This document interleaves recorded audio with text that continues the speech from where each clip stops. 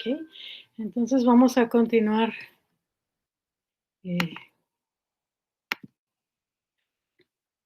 Sí, ¿ven las imágenes? Sí, sí se ve. Sí, sí se ve. Okay. Entonces, bueno, teníamos a Inocencio III. Inocencio III es muy importante por estas reformas que hizo para institucionalizar, reforzar la institución, la estructura de la Iglesia Católica. Y es en esta época también cuando surge la orden de los franciscanos, San Francisco de Asís, en oposición a todo este esfuerzo o estas acciones de la institución eclesial por que se está convirtiendo cada vez en una organización más poderosa y más rica. Entonces, San Francisco, bueno, pues plantea una cuestión muy diferente, busca seguir a Jesús y al Jesús del Evangelio a través de su propio ejemplo y funda la orden de los franciscanos. En realidad, la funda pues casi obligado por la seguridad de la gran cantidad de seguidores que va teniendo, como una manera pues de que no sean perseguidos o descalificados o calificados como herejes dentro de la Iglesia Católica. Viene luego un periodo muy interesante dentro de la historia de la Iglesia Católica y que tiene que ver con esta relación tan fuerte que tiene con los emperadores. Los imperios más importantes en estos momentos en Europa son Alemania, Francia, España, pero es con Federico II de Alemania con quien tiene fuertes problemas, ¿no? Entonces, estos problemas van a terminar discutiéndose en el Concilio de León en 1245, cuando se decide deponer y excomulgar a Federico II de sus títulos de rey y emperador, acusándolo de usurpador de los bienes y opresor de la Iglesia Católica. En este concilio también se convoca la Séptima Cruzada con Luis IX de Francia. Luis IX de Francia la encabeza. Recuerden, estamos ya en la Séptima Cruzada. Ya han sucedido una gran cantidad de intentos de parte de la Iglesia por apropiarse, regresar, recuperar estos terrenos que ha perdido frente a los musulmanes en Jerusalén, en Constantinopla, y todas estas cruzadas, las cruzadas llegan a estos terrenos de Anatolia, que hoy corresponden a Turquía, y que pues son las tierras donde San Pablo, por ejemplo, estuvo predicando. Todos estos lugares se están convirtiendo, ya se han convertido al Islam, y entonces hay una lucha muy fuerte por recuperar todos estos lugares.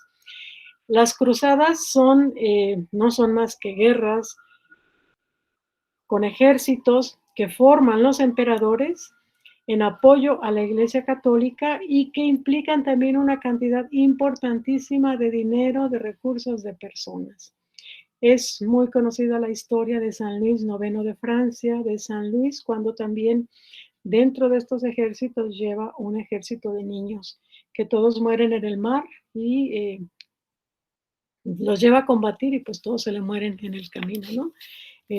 Pues las cruzadas son una parte importantísima de la historia de la Iglesia Católica por recuperar como una institución que está buscando el poder, ampliar el poder de la Iglesia, apoyada por los emperadores europeos, que son quienes financian todas estas guerras, por recuperar todos esos territorios y expandirse hacia el Oriente Medio y hacia los lugares donde el Islam está ganando mucho terreno.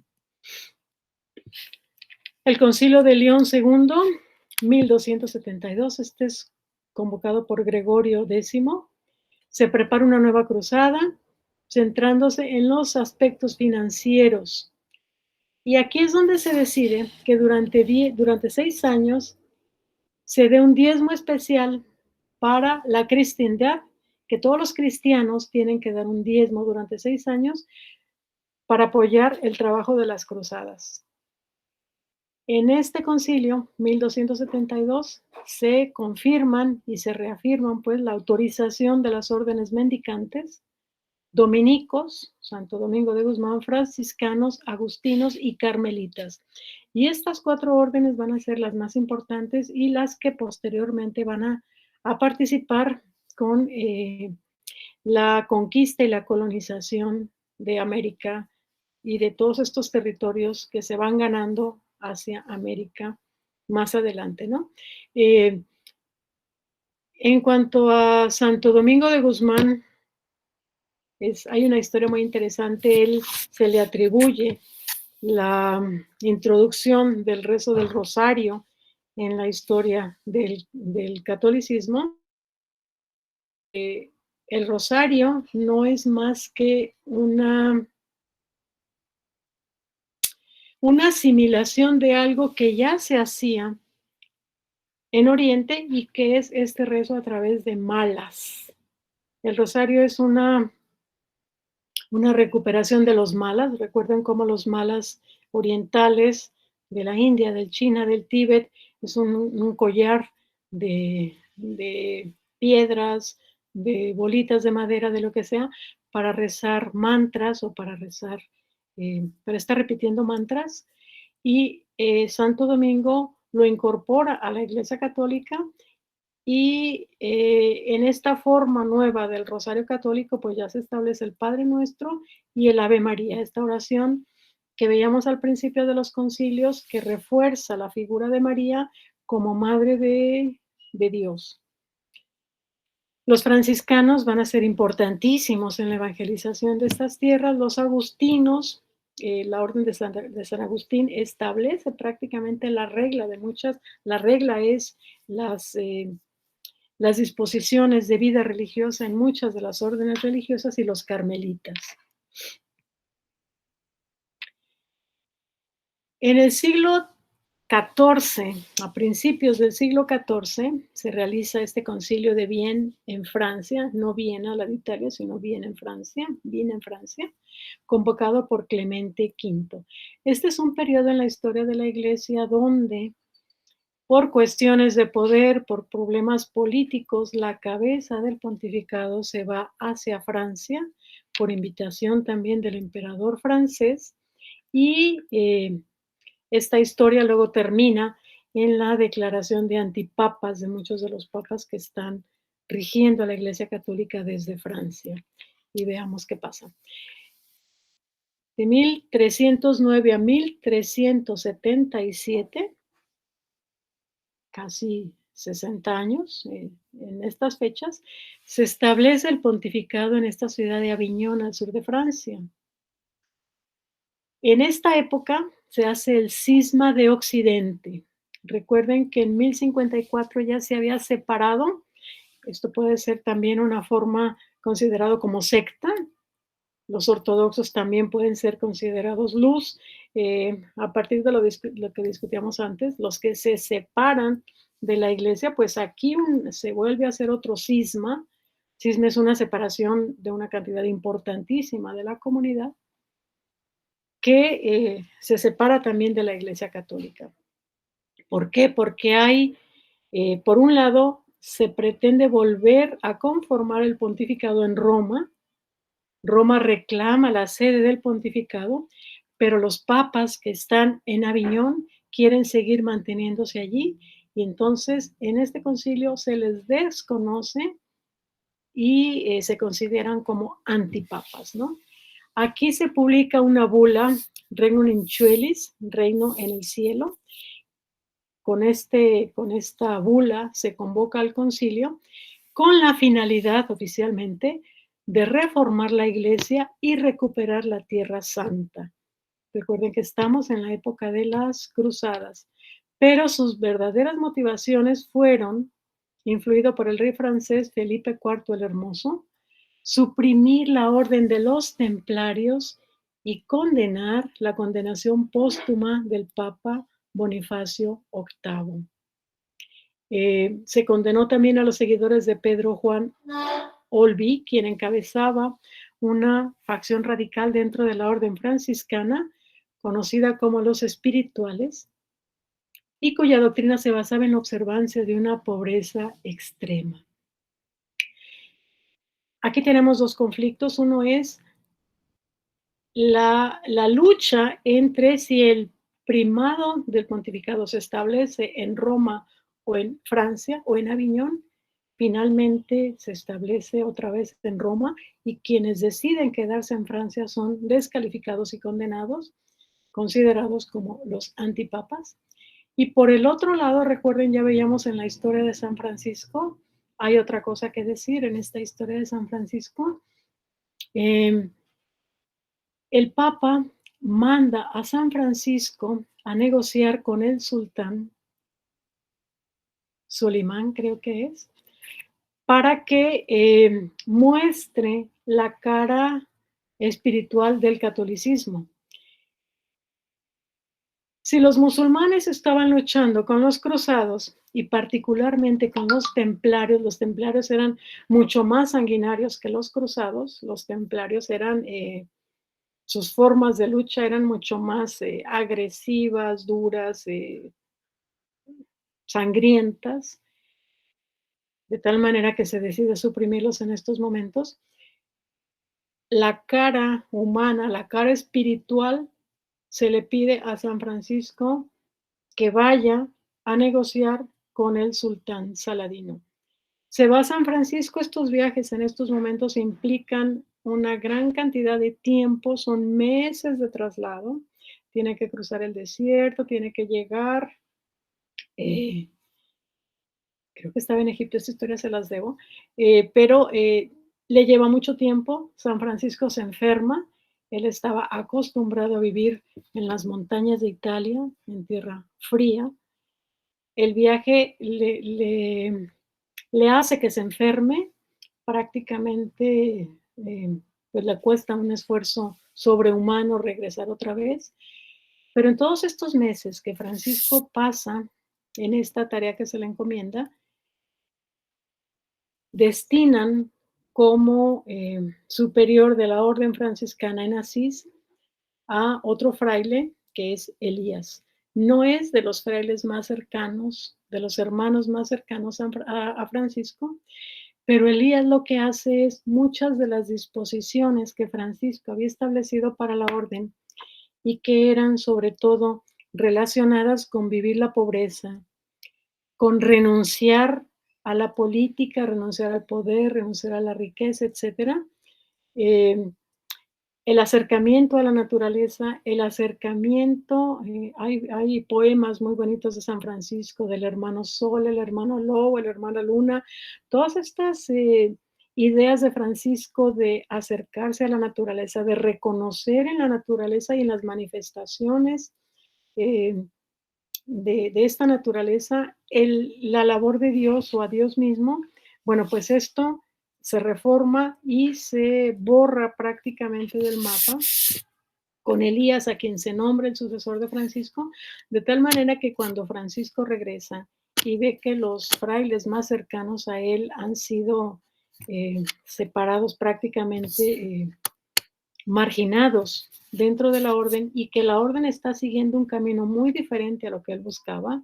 Es una orden que se ha venido institucionalizando, haciendo muy cercana a lo que la Iglesia de Roma pretende. Entonces él sufre mucho y pues lleva a partir de entonces pues una vida de renuncia y de mucho, mucho sufrimiento por lo que está sucediendo con su orden, ¿no? Otra de las cuestiones, bueno, y parte de esta historia es que eh, Pedro Juan Oliví es una fracción que se forma dentro de la orden franciscana que otra vez regresa o pretende regresar a la observancia de la pobreza extrema, es decir, lo que Francisco hacía pero llevado al extremo, y es condenado en un concilio esta manera de vivir la religiosidad dentro de la orden franciscana, ¿no? Lo que implica también condenar a lo que Francisco pretendía dentro de su orden religiosa, ¿no? Por otro lado, como una manera de acercarse y de evangelizar el Oriente, se enseña a los sacerdotes, se establecen las cátedras dentro de las universidades católicas de griego, hebreo y árabe. No porque interese en el fondo que salgan bien formados sacerdotes o los clérigos de estas universidades, sino porque su misión va a ser evangelizar Oriente y para ello necesitan conocer y dominar los idiomas en los cuales hablan estos pueblos, estas comunidades. Por lo tanto, el griego, el hebreo y particularmente el árabe, para volver a llegar a estas comunidades que han sido conquistadas por los musulmanes, necesitan conocer estos idiomas. Entonces, se enseña en las universidades. Damos un brinco, un siglo más. Este congreso es muy interesante, 1413, y este es el tema de la sesión que están preparando las compañeras, el origen de la reforma. Este es convocado por Segismundo de Hungría, emperador germánico. Otra vez seguimos con esta relación entre emperadores y papas. Convocan los emperadores y los papas lo presiden. ¿Sí ven esta relación tan fuerte entre religión y política que ha estado a lo largo de toda la Iglesia Católica? Yo creo que esa es una de las razones por las cuales se ha mantenido durante 2000 años de existencia, ¿no? No hay otra institución que tenga una vida tan larga. Y esto pues se debe a su acercamiento tan fuerte con el poder político. Entonces, este concilio es celebrado en Constanza. La ciudad de Constanza es una ciudad importante, todavía tiene una universidad muy importante y ya la tenía desde esta época, eh, junto al lago, a las orillas del lago de Constanza en Alemania, y se pretendía acabar con el gran cisma de Occidente. Recuerden cómo en el concilio anterior se da el cisma de Occidente, este conflicto entre los papas que estaban viviendo y presidiendo a la iglesia desde Aviñón en Francia y los que están en Roma. Entonces, esta disputa por la autoridad del pontificado crea el gran cisma de Occidente y este concilio se establece para terminar con este cisma y estudiar la reforma de la iglesia. Es decir, si la iglesia tiene conflictos interiores, entonces hay que pensar a plantear la reforma. Hay un personaje de Praga, un religioso muy importante que es el precursor de la reforma protestante. Solo les voy a mencionar un poco de su historia. Jan Hus, al igual que San Francisco, ve cómo la iglesia está pues condenándose a sí misma por estar peleando por el poder. Y Jan Hus dice, están perdiendo la espiritualidad, esta no es la iglesia que quiso Jesús, esto no es la iglesia que nosotros queremos, ¿no? Y él plantea desde esta época, 1413, que tiene que reformarse la iglesia. Entonces hace unos escritos muy importantes, Jan Hus, que se empiezan a difundir no solo en Praga, su diócesis, sino en otras comunidades europeas, y lo llaman al concilio. Le dicen, tienes que pues venir aquí a debatir tus ideas.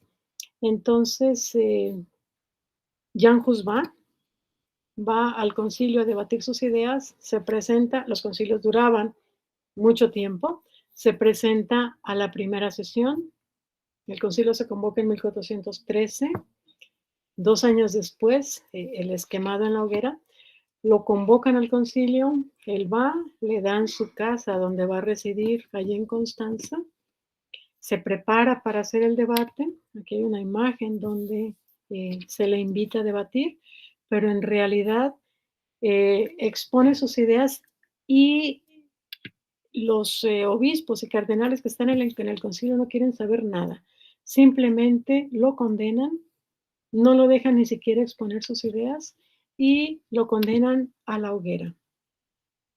Él tiene una frase, dice Jan Hus, a mí podrán condenarme a la hoguera, pero detrás de mí, Hus quiere decir ganso, detrás de mí viene un cisne que va a ser la reforma de la iglesia. Entonces él es quemado en la hoguera en 1415. En la ciudad de Praga hay una escultura enorme de Jan Hus.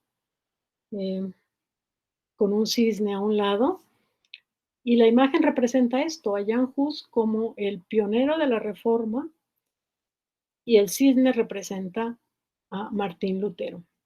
Este es el origen de la reforma, ¿no? Y bueno, pues el pensamiento de Hus es muy, muy importante, su historia es muy importante en la reforma.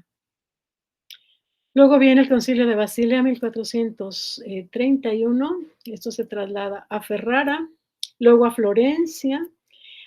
Lo que es importante en este concilio, lo que quiero destacar es cómo estamos en una época donde se viven situaciones muy difíciles dentro de la población. El concilio empieza en Basilea, luego a Ferrara, luego a Florencia. ¿Por qué? Porque la peste que se está viviendo en Europa está haciendo que la gente muera, que hay una gran cantidad de muertos, hay mucho miedo, hay mucho temor, y el concilio se va moviendo hacia otros lugares, ¿no? Este concilio se mantiene rebelde al Papa en la ciudad de Basilea, y llegando a deponer a Eugenio IV y a elegir al antipapa Felipe V. Aquí el concilio reconoce a la Iglesia Ortodoxa de que la cabeza de la Iglesia era el Papa. A ver, reconocimiento de la Iglesia Ortodoxa de que la cabeza de la Iglesia era el Papa. Sin embargo, la oposición de los monjes griegos, que tenían un gran poder en la Iglesia de Oriente, y la conquista de Constantinopla por los turcos acabó con el acuerdo, ratificando la separación de ambas iglesias en 1472. Finalmente, aquí se separan la Iglesia Ortodoxa y la Iglesia Romana. La Iglesia Ortodoxa lo que pretende es continuar como una iglesia separada de Roma, con sus propios patriarcas. La Iglesia Ortodoxa no acepta ni siquiera para sí misma tener una sola cabeza. ¿Por qué? Porque dicen los ortodoxos, una sola cabeza no puede conocer las particularidades ni los problemas de las iglesias nacionales. Entonces, las iglesias ortodoxas se mantienen como iglesias nacionales, y cada iglesia nacional tiene su propio patriarca. No hay un patriarca que los represente ni los mande a todos. Es decir, cada patriarca gobierna a su propia nación y también distribuye y maneja los recursos de cada iglesia nacional. Por eso tenemos muchas iglesias ortodoxas. Entre ellas, las más importantes son la de Constantinopla o Turquía, hoy Estambul, la de Creta, esta isla en el mar Mediterráneo, la de Alejandría, la Iglesia Ortodoxa de Alejandría, que son los coptos, esta comunidad cristiana ortodoxa que es en realidad la herencia de los faraones en Egipto, la Iglesia de Antioquía, la de Jerusalén, la de Rusia, la de Ucrania, la de Serbia, la griega, la checa, etc. Es decir, la Iglesia Ortodoxa son en realidad una serie de iglesias que tiene cada una su propio patriarca. Una misma doctrina, una misma forma de celebrar los rituales, un mismo texto, pero organizados políticamente de manera independiente, y esto lo siguen manteniendo.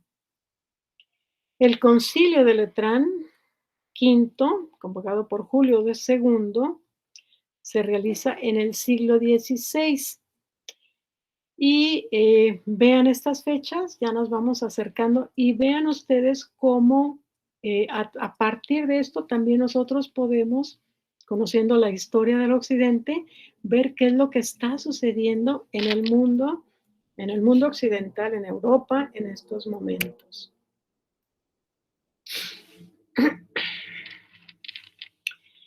Nos vamos a ir más rápido porque se nos va el tiempo. Condenan otra vez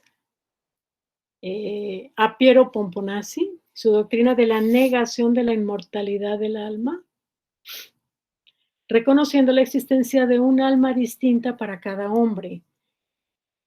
Esto nos puede parecer así como inútil, porque un concilio para discutir todas estas cosas, en realidad lo que está detrás de esto es todo lo que tenemos en la parte superior de la diapositiva, y que es en realidad un problema de poder entre la influencia de los franceses, la importancia de los alemanes y cómo la iglesia va jugando, teniendo acuerdos con los diferentes gobiernos, los diferentes emperadores, y esto se va representando también en las discusiones de los concilios.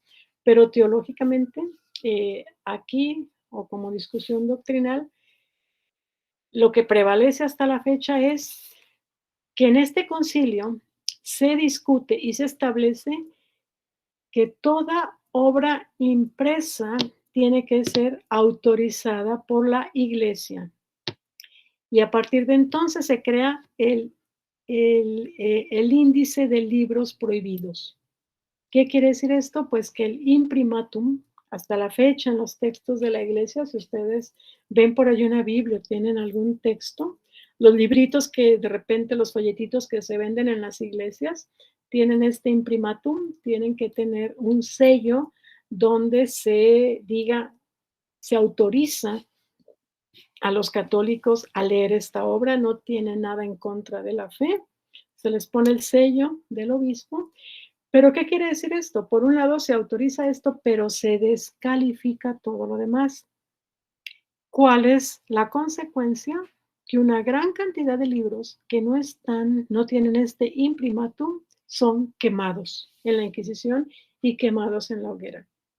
Y aquí tenemos toda la historia, por ejemplo, de Galileo, todos los descubrimientos científicos de los astrónomos, de los científicos de esta época que están estudiando el cielo, que están estudiando las constelaciones, etcétera, y que la discusión sobre si la Tierra es redonda o no es redonda, pues son las discusiones de esta época, ¿no? Entonces, todo lo que contradiga a la interpretación de la creación del mundo en 6 días, pues es descalificado y condenado.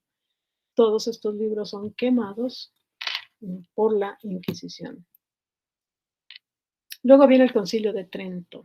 Este es muy importante por 2 razones. Una, porque en este concilio se convoca particularmente para discutir y descalificar todo lo que la reforma protestante de Lutero, Calvino, Zwingli y todos los demás reformadores han logrado ganar dentro de la iglesia. Y el Concilio de Trento lo que hace es descalificar todo esto. Y además, bueno, pues pasan muchos siglos hasta que se convoque otro concilio. Por lo tanto, todo lo que aquí se señala, pues tiene una permanencia muy larga en el tiempo, ¿no? Por ejemplo, la conjunción de la fe y las obras.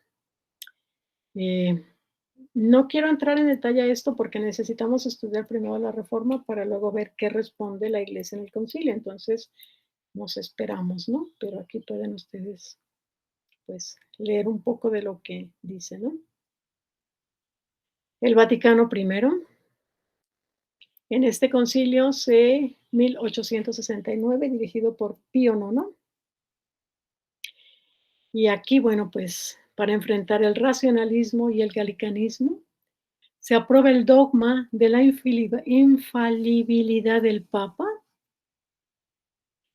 la autoridad del romano pontífice y su infalibilidad cuando habla ex cátedra. Esto refuerza la autoridad del pontificado. Cuando habla ex cátedra, todo lo que el Papa diga es un dogma de fe y ninguna discusión se permite dentro de la Iglesia Católica y se debe acatar y obedecer incondicionalmente. Esto dentro de la estructura de la Iglesia y del funcionamiento de la Iglesia es algo muy importante que afianza el poder del pontífice dentro de la Iglesia. Y teológicamente la otra cuestión que se discute es el dogma de la Santísima Trinidad y la veneración a la Santísima Virgen María. Es en este concilio también cuando se declara como dogma la virginidad de María. ¿Qué quiere decir esto? A diferencia de lo que vimos en toda la historia anterior, pues que a partir de este momento, quien no crea que María fue virgen antes, durante y después del parto, está cometiendo una herejía.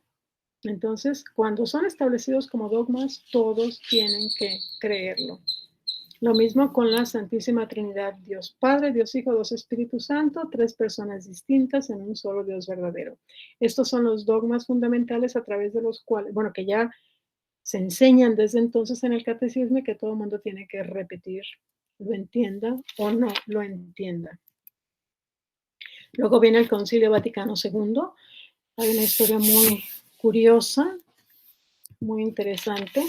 Aquí cuando se nombra al sucesor de Paulo VI, no, perdón, al sucesor del pontífice, Juan XXIII era un obispo de Italia, muy bonachón, muy eh, simpatizaba mucho con los obreros, de una edad muy avanzada, y mientras está todo el conflicto por quién va a ser el sucesor del pontificado, pues deciden nombrarlo a él porque es un hombre viejo que va a morir pronto y no puede hacer grandes reformas a la iglesia.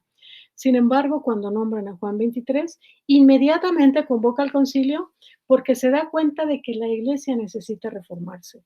Estamos en los años 60 y el contexto en Europa de toda esta sociedad son sociedades y generaciones de jóvenes que eh, están experimentando o necesitan acercarse a otras culturas, necesitan abrir todas estas cerrazones culturales, ideológicas que viven estos países occidentales.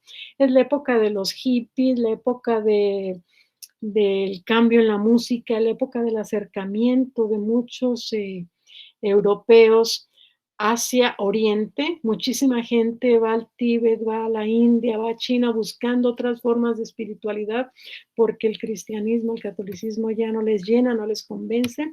Es la época de la revolución sexual, el dejar de usar brasieres, las muchachas, de la experiencia de la liberación sexual, de el consumo de drogas, etcétera.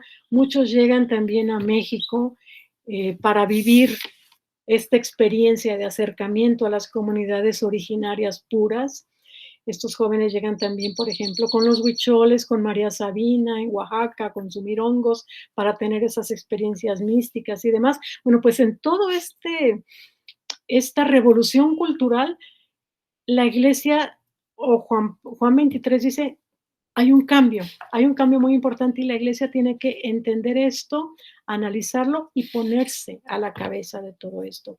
Juan 23 convoca el concilio que marca un parteaguas importantísimo dentro de la historia de la iglesia. Y hay una gran cantidad de reformas importantísimas. Hay 4 sesiones. La primera fue presidida por este papa en 1962, pero no puede concluir porque fallece un año después, en 1963. Sin embargo, Juan XXIII ya dejó establecidas las bases, de tal manera que el siguiente papa, eh, Pablo VI, sigue con este trabajo. Y este es un concilio, creo que amerita hablar mucho más de ello en otra sesión, pero es un concilio donde hay reformas importantísimas para la iglesia. Aquí y de estas ideas es de donde nace para América Latina la teología de la liberación. Se habla de que la iglesia tiene que pensar, comprender la situación de sus creyentes y por lo tanto no puede vivir ajena al dolor y al sufrimiento de todos estos pueblos africanos y de América Latina que están viviendo en condiciones de pobreza extrema, de represión, de dictaduras, etcétera, y que la iglesia tiene que unirse a ellos. Con esta idea es que surge la teología de la liberación, rescatando las ideas del Concilio Vaticano II. Dentro de los rituales se deja de hacer la misa en latín, se pueden ya sentar dentro del templo hombres y mujeres juntos, se quita la obligatoriedad del uso del velo para las mujeres, todo el ritual se celebra en las lenguas de cada pueblo. Bueno, esto ya lo había dicho, no son ya en latín, el sacerdote ya no va a mirar hacia el altar, sino va a mirar hacia el pueblo, etcétera, ¿no? Hay una cantidad impresionante de reformas muy importantes y también a este concilio se invita a participar a muchos laicos y a personas de otras confesiones religiosas cristianas. Eh, hay muchas cuestiones muy importantes. Este realmente es un concilio que da un giro muy importante a la historia de la Iglesia eh, católica. Y bueno, pues, es el origen también de la Iglesia católica del siglo XX, podríamos del siglo XX y XXI, ¿no? Que, pues, es ya la iglesia que les toca vivir a ustedes y que nos toca vivir ya nosotros, ¿no? En este concilio también se quita la idea de que fuera de la iglesia no hay salvación. Ya veíamos cómo Trento decía: "Solo a través de la Iglesia católica se pueden salvar y todos los demás son sectas, condenados", etcétera, cosa que se venía discutiendo desde los anteriores concilios, pero es el Vaticano II quien dice no. También los protestantes, también en otras religiones hay gente que se salva y se va al cielo, ¿no? Bueno, hasta aquí dejamos la presentación. Creo que ya estamos en tiempo.